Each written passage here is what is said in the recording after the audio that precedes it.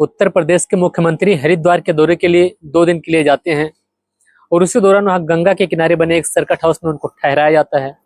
उस circuit house में जो रेजिडेंट होता है, उस रेजिडेंट के जो मजिस्ट्रेट होता है, मजिस्ट्रेट आकर जो है उनके खाने की व्यवस्था करता है। जल्दी जल्दी उनके पास खाना लेकर आया जाता है। खाना जब वो देखते हैं तो मना कर देते हैं, कहते हैं कि आज जो है हमारा व्रत है। इसके बाद खाना वापस ले जाया जाता है। कुछ देर के बाद जो है दोबारा से कुछ चीजें लाकर उनको दिया जाता है। वह पूछते हैं यह क्या है। मजिस्ट्रेट बताता है कि यह जो है व्रत के सामान है जो आप खा सकते हैं व्रत में।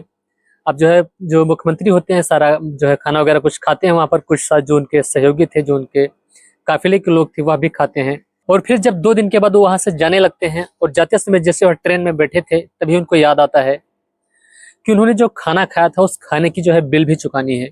अब वह तुरंत ही आदेश देते हैं कि मजिस्ट्रेट चंद्रशेखर द्विवेदी को बुलाया जाए। द्विवेदी जी को वहां पर बुलाया जाता है। मुख्यमंत्री जी अपने कुर्ते के जेब में हाथ डालते हैं और उसमें से एक चेक निकालते हैं। उस चेक पर 6 रुपये 25 पैसे उसको जो है डाला जाता है। इसके बाद चंद्रशेखर जी को जो है द्विवेदी जी को सौंपा जाता है मुख्यमंत्री जी के द्वारा। अब जैसे ही वह चेक मुख्यमंत्री जी चंद्रशेखर मजिस्ट्रेट को पकड़ाते हैं, चंद्रशेखर देखकर हैरान रह जाता है। कहता है साहब यह सब क्या है। मुख्यमंत्री जी कहते हैं हमने जो अब तक खाया है इतने दिन तक, ये उसका बिल है। चंद्रशेखर मजिस्ट्रेट कहता है कि यह सब आप क्या कर रहे हैं। मुख्यमंत्री जी कहते हैं नहीं नहीं, इसको आप रख लीजिए, क्योंकि मैं अपना खर्चा खुद ही उठाता हूँ, मैं किसी से जो है सहायता नहीं लेता हूँ कभी भी। और इसके बाद जो मजिस्ट्रेट चंद्रशेखर साहब होते हैं उस चेक को हमेशा हमेशा के लिए संभाल कर रख लेते हैं अपने पास, उसको कभी यूज नहीं करते हैं। और उसके बाद वह अपनी एक किताब में मुख्यमंत्री जी के इस दास्तान को, इस किस्से को सुनाते हैं, उसमें लिखते हैं। और आगे चलकर यही मुख्यमंत्री जी प्रधानमंत्री बन जाते हैं एक दिन। और इसके बाद इनकी कई सारी बातें, कई सारी कहानियां, कई सारे किस्से बहुत ही रोचक होते हैं, जिनमें से एक किस्सा जो मैं आपको सुनाना चाहता हूँ। यकीन मानिए इस किस्से को सुनने के बाद आपका भी मन गदगद हो जाएगा। उत्तर प्रदेश का एक जिला लगता है इटावा, और इसी इटावा जिले का ही एक थाना लगता है उसरा आसार। 1979 का साल था, अगस्त का महीना था, शाम के तकरीबन 6 बजे का समय हो रहा था। एक किसान उसरा आसार थाने में पहुंचता है अपनी रिपोर्ट दर्ज कराने के लिए और कहता है कि थानेदार साहब से जो है हमने मिलना है। वहाँ जो है संतरी के साथ वह बातचीत करता है। संतरी उसको कहते हैं कि थानेदार साहब जो है अभी राउंड पर गए हैं और जैसे ही राउंड पर आते हैं तो आपसे मैं उनकी मुलाकात करा देता हूँ। तब तक जो है वह उनसे उनकी परेशानी पूछता है कि बात क्या है, आप किस चीज की जो है रिपोर्ट दर्ज कराने आए हैं। संतरी से जो है वह किसान बताता है, किसान की उम्र लगभग वही 75 साल के आसपास रही होगी। किसान बताता है कि मैं बैल खरीदने के लिए यहाँ पर जो है आया था और इसी दौरान मैंने जो है काफी पैसे रखे थे अपनी कुर्ती के जेब में, तो उस पैसे को यानी जेब को किसी ने काट लिया है, तो इसीलिए मैं जो है रिपोर्ट दर्ज कराने आया हूँ। क्योंकि अगर मैं घर जाऊंगा तो घर पर जाने के बाद भी लोग कुछ मेरे बारे में गलत सोचेंगे, तो इसलिए मैं एक सबूत के तौर पर यहाँ पर रिपोर्ट दर्ज कराकर उसकी जो रसीद होगी उसको ले जाऊंगा, तो लोग जो है मेरी बातों पर यकीन भी करेंगे। इसी दौरान एक दरोगा की नजर उस किसान पर पड़ जाती है। दरोगा अपने सिपाहियों से पूछते हैं कि यह आदमी कौन है। सिपाही उनसे बताते हैं सारी बात। दरोगा उसको अपने पास बुलाता है। अब दरोगा उसको अपने पास बुलाकर डांटना डपटना शुरू कर देता है और फटकारने के बाद में पूछता है कि कहाँ है तुम्हारी जेब, कैसे कटी है, झूठ क्यों बोल रहे हो, यहाँ किसी की जेब नहीं कटती है। और उसके बाद जो बुजुर्ग होता है, जो किसान होता है, शांत होकर एक दीवार के पास जाकर बैठ जाता है। थोड़ी देर के बाद थानेदार साहब भी आ जाते हैं। थानेदार साहब पूछते हैं कि यह कौन है, यहाँ क्या कर रहा है।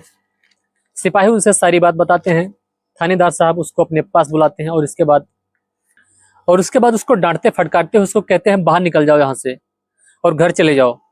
आखिरकार जो किसान होता है बाहर जा रहा था, तभी पीछे से एक सिपाही उसको आकर आवाज देता है और कहता है बाबा मैं बहुत ही देर से आपको देख रहा हूँ, लगता है आप बहुत ही परेशान हैं, लेकिन आपकी बात ये लोग नहीं सुनेंगे, मैं जानता हूँ। हो सकता है मैं आपकी मदद कर सकता हूँ, अगर आप चाहें तो मैं आपकी रिपोर्ट दर्ज कराने में आपकी सहायता कर सकता हूँ। किसान कहता है भैया अगर ऐसा हो जाए तो बहुत ही बढ़िया है, आप जो है मेरी रिपोर्ट दर्ज करवा दीजिए। सिपाही उससे कहता है कि बाबा रिपोर्ट तो दर्ज हो जाएगी, लेकिन इसके बदले में आपको 100 रुपये जो है रिश्वत देनी पड़ेगी। किसान कहता है कि वैसे ही मेरी जो है जेब काटी गई है और मैं पैसे कहाँ से लाऊंगा, आपको दूंगा। उन दोनों के बीच जो है थोड़ी देर तक बातचीत का सिलसिला चलता है, तो बात 35 रुपये तक आकर थम जाती है कि अब 35 रुपये में जो है आपकी रिपोर्ट दर्ज हो जाएगी। इसके बाद जो है सिपाही जाकर थानेदार साहब से बताता है कि मैंने इसको 35 रुपये में मना लिया है। थानेदार साहब कहते हैं कि बहुत अच्छा किया, इसको बुलाओ और मुंशी के पास ले जाओ, इसकी रिपोर्ट दर्ज कराओ। सिपाही बाबा को बुलाकर, किसान को बुलाकर मुंशी के पास ले जाता है। अब जो है किसान बताता जाता है और मुंशी उसकी रिपोर्ट लिखता जाता है।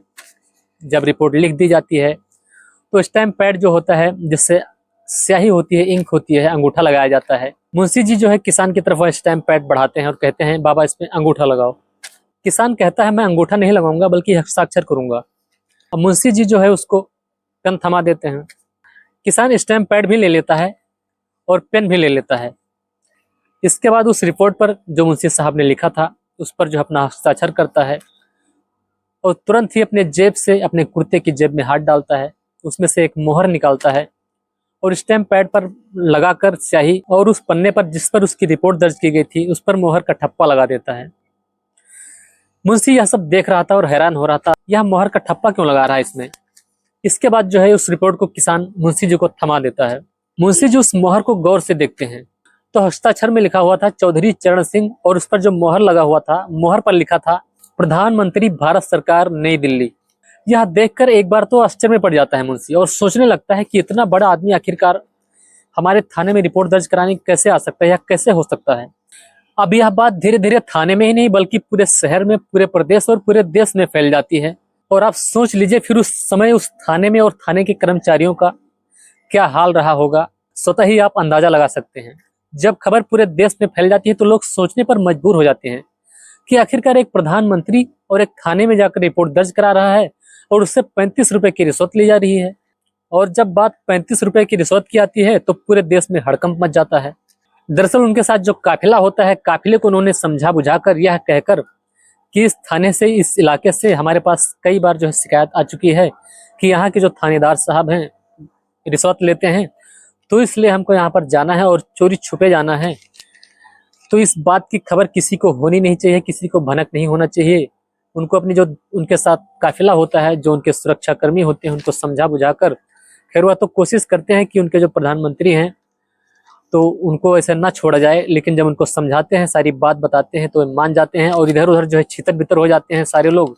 किसी को कानो कान भनक नहीं होती है कि प्रधानमंत्री जी है जो थाने के अंदर प्रवेश कर चुके हैं और जो है अपनी रिपोर्ट दर्ज कराने आए हैं। और जब यह 35 रुपए वाली बात, थाने वाली बात उच्च अधिकारियों तक पहुंचती है तो उच्च अधिकारी जो होते हैं उस थाने के पूरे कर्मचारियों को सस्पेंड कर देते हैं और फिर अखबारों के जरिए इसकी चर्चा पूरे देश में हो जाती है। इसके बाद देश भर के सभी थाने के जो कर्मचारी होते हैं सब डरने लग जाते हैं कि कहीं ऐसा न हो कि प्रधानमंत्री जी अपना बेस बदलकर हमारे थाने में आ जाएं और हम उनको पहचान ना पाए, हमारी गलती पकड़ी जाए, हमारी चोरी पकड़ी जाए। तो दोस्तों इस घटनाक्रम को सुनने के बाद आप इस पर क्या कहना चाहेंगे, आपके क्या विचार हैं, कमेंट में जरूर बताइएगा। और अगर आपने मेरे चैनल को सब्सक्राइब कर लिया तो आपका बहुत बहुत शुक्रिया, अगर नहीं किया तो आप चाहें तो कर सकते हैं। मैं भोलेनाथ फिर मिलता हूँ एक और नई और सिर्फ सच्ची घटना के साथ। तब तक के लिए जय हिंद, जय भारत।